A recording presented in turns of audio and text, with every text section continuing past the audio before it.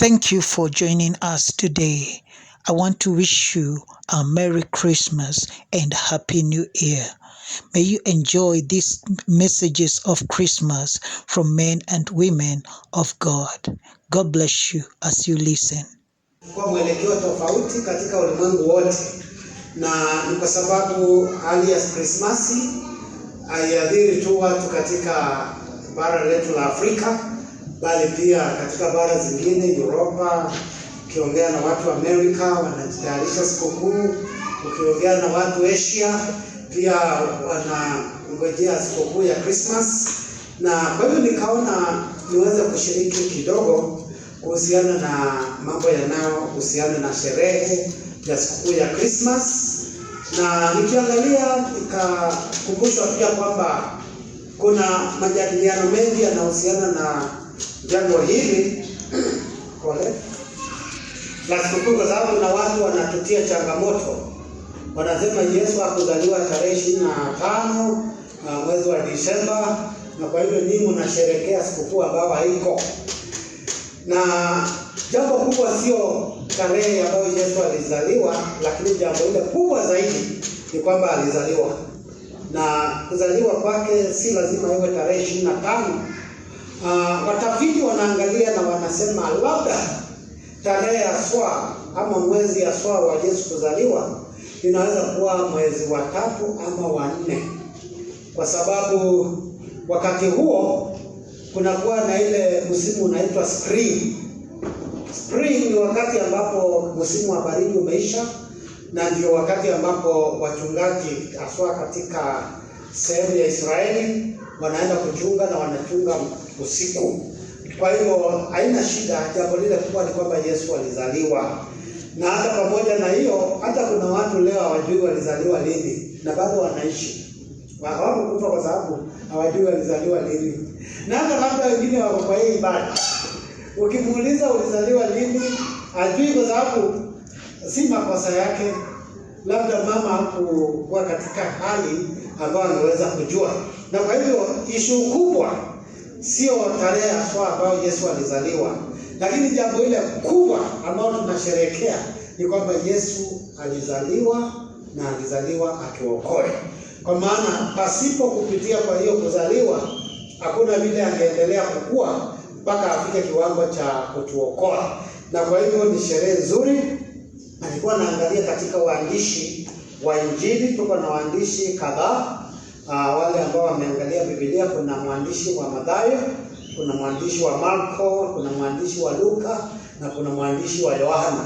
Hao watu wameelezea habari za Yesu, na kuna mmoja ambaye maandishi yake imenisaidia na aswa kwa jambo lile nasikia Mungu ameweka moyoni mwangu, ambaye anaitwa Luka mtakatifu. Luka, watu wengi huwa wanasema alikuwa mmoja wa wanafunzi wa Yesu, lakini ukiangalia vizuri Luka hakuwa kati ya wale 12. Luka alikuja baadaye, na taaluma yake ilikuwa udaktari, na katika utafiti wake akaweza kuandika maandishi mazuri sana kuhusiana na Yesu Kristo, kuanzia mwanzo hata kabla hajaweza kupatikana kwa tumbo la mama yake, na ameelezea mpaka kifo na ufufuo. Na zaidi akatuandikia account nyingine ambayo tunaita Matendo ya Mitume. Anaelezea baada ya Yesu Kristo kwenda mbinguni kanisa iliendeleaje. Na kwa hivyo leo tutajifundisha kutoka kwa Luka kuanzia kifungu cha 2 mstari wa 1 hadi mstari wa 7. Luka mtakatifu kifungu cha 2 mstari wa 1 hadi mstari wa 7. Na kabla hatujasoma, ningetaka ufikirie kidogo tu start kupatia kazi ngumu. Ufikirie vile umepanga kusherehekea sikukuu ya Christmas. Zamani tulikuwa tunaulizana, wewe wakati wa sikukuu utaenda wapi?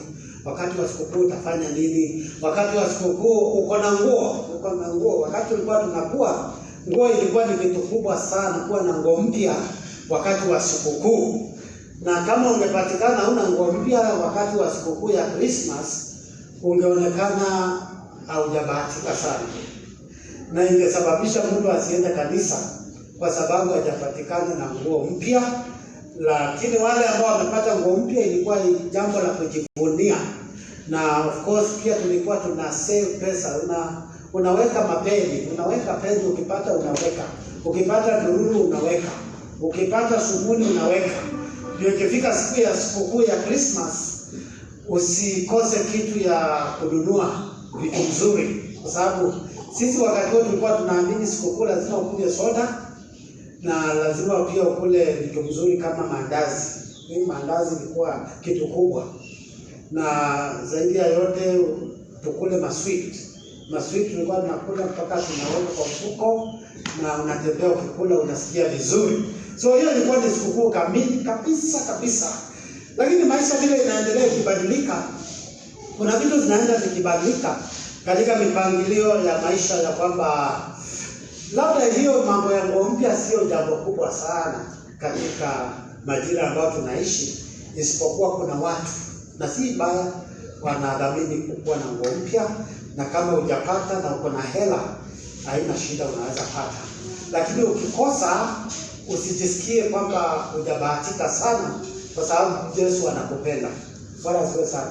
Hata hii yangu si mnaona ni ile tu ninavaanga mara nyingi, na sisikii nikiwa na stress, kwa sababu Yesu ni Bwana, na kwa sababu ile kitu kubwa ni kwamba Yesu amenifilia na ameniokoa. Kwa hiyo wacha tusome maandiko haya ndio tuweze kuendelea na kubarikiwa.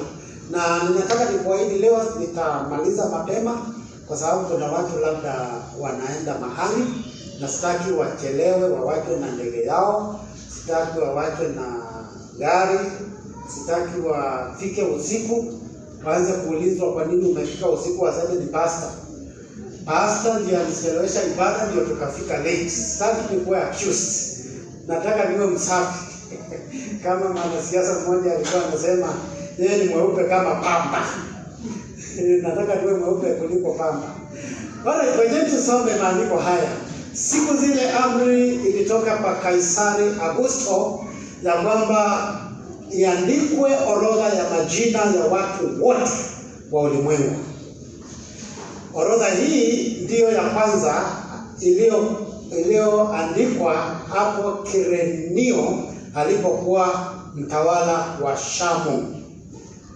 Watu wote wakaenda kuandikwa, kila mtu mjini kwao.